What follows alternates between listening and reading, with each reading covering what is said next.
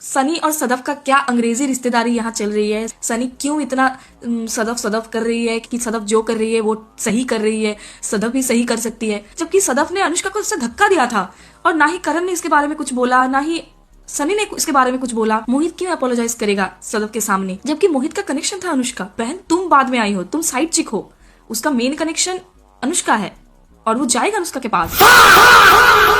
Hey everyone, so the show is almost over.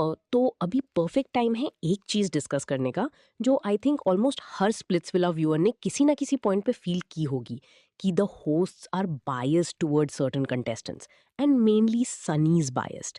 Multiple बार ऐसे moments आए हैं जहां लगा कि होस्ट्स कुछ कंटेस्टेंट्स का मजाक उड़ा रहे हैं या फिर किसी का परफॉर्मेंस अच्छा होने के बाद भी किसी और को विनर बना दिया जा रहा है और कुछ लोगों को बिना स्ट्रॉन्ग रीजन के डांट पड़ रही है। So let's talk about a few major incidents जहां ऑडियंस को क्लियरली बायस फील हुआ।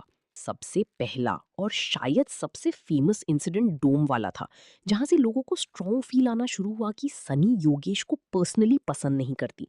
आई want use the word hate because that's too strong, but जब उन्होंने योगेश पे अननेसेसरीली शाउट किया for not taking a stand for Akanksha, it felt over the top.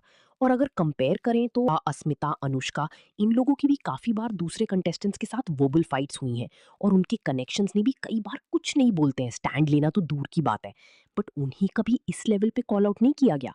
Yogesh को इतना aggressively सुनाना फेल्ट अननेसेसरी, और फिर वो लाइन ईदर ही स्टेज और I stay, that honestly came off as very unprofessional. उस मोमेंट पे जेन्युइनली ऐसा लग रहा था कि वो पर्सनल फ्रस्ट्रेशन निकाल रही है, not just hosting the show. उसके बाद भी लोग सनी को डिफेंड कर रहे थे कि उन्होंने कुछ गलत नहीं कहा। और हाँ, योगेश पे क्वेश्चन उठता है कि वो अपने फ्रेंड्स के लिए स्टैंड लेता है तो अपनी कनेक्शन के लिए क्यों नहीं, फेयर पॉइंट। लेकिन फिर एक और एपिसोड आता है जिसने ऑलमोस्ट सबको कन्विंस कर दिया कि बायसनेस तो है। एंटरटेनमेंट टास्क वाला एपिसोड में अगर सदफ अनुष्का का मजाक उड़ा सकती है एग्जैजरेटेड आईलाइनर लिपस्टिक स्प्रेड करके, तो हिमांशु ने जो अपर लिप और जॉइंट आईब्रोज वाला एक्ट किया उसमें क्या डिफरेंस था? अगर सदफ को डांट नहीं पड़ती तो हिमांशु को क्यों?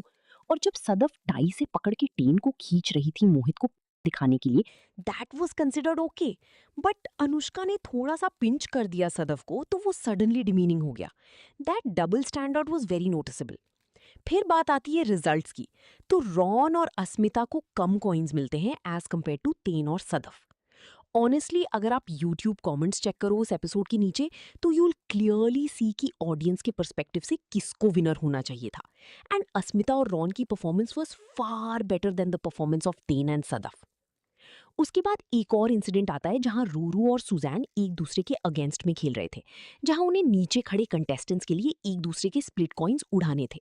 और यहां भी लोगों को बायस फील हुआ, क्योंकि जब कायरा ने रूरू और दीक्षा पे कमेंट किया कि रूरू बंडल में स्प्लिट कॉइन्स दीक्षा के तरफ ही फेंक रही हैं, तो स्टार्टिंग में सनी ने कायरा को समझाया, विच वॉज फेयर।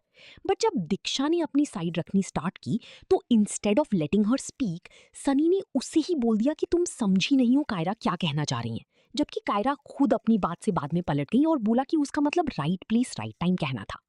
लेकिन ये सबने नोटिस किया था कि उसका पहला इंटेंशन एलिगेशन लगाना ही था। एंड जब कायरा हारती हैं तो she either gets angry on her own teammates या फिर जो जीतता है उसके ऊपर एलिगेशंस लगाती हैं। एंड फिर उसने आकांक्षा के ऊपर भी एलिगेशंस लगाए।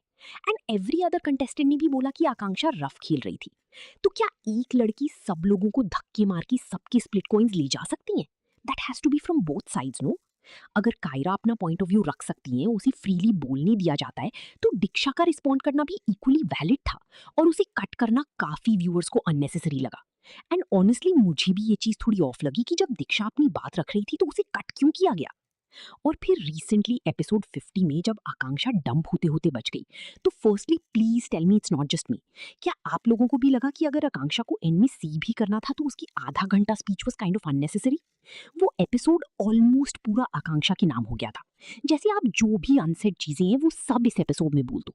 और सच बोलो तो उस एपिसोड का 80% पार्ट आकांक्षा की स्पीच ही थी। और उस स्पीच के बाद सनी लिटरली योगेश को पुश कर रही थी कि वो आकांक्षा के लिए कुछ बोले और अपनी फीलिंग्स एक्सप्रेस करे। मुझे पर्सनली लगा कि she was pushing him a bit too much. और उसके बाद मुझे रूरू के लिए जेन्युइनली बुरा लगा, the way she stayed completely silent जब योगेश सब कुछ एक्सप्रेस कर रहा था पूरे डोम सेशन में। और एडिटर्स भी उसके ब्लैंक एक्सप्रेशन ही दिखाते रहे because she had nothing to say. लोग कहते हैं कि Sunny is a girl's girl, but कुछ चीजें आपको इंटेंशनली नहीं करनी चाहिए जब आपको पता हो कि किसी को हर्ट हो सकता है। और इसी वजह से मुझे लगता है कि सनी को योगेश को इतना पुश नहीं करना चाहिए था। और जब योगेश ने आकांक्षा के सामने फ्रेंडशिप का हाथ बढ़ाया, तो आकांक्षा ने ना क्लियरली एक्सेप्ट किया ना डिनाई। उसने बोला कि शी नीड्स टाइम। फिर भी सनी उसे कंक्लूजन पे पुश कर रही थी। ऑनेस्टली बताऊं ना, तो जब से मैंने स्प्लिट्सविला देखना स्टार्ट किया है, तब से मैंने सनी को इतना बायस्ड कभी फील नहीं किया। हाँ, फेवरेट सबके होते हैं, we are humans, but as a host आपको अपनी प्रोफेशनलिज्म के ऊपर अपनी बायसनेस या फेवरेटिज्म को हावी नहीं होने देना चाहिए।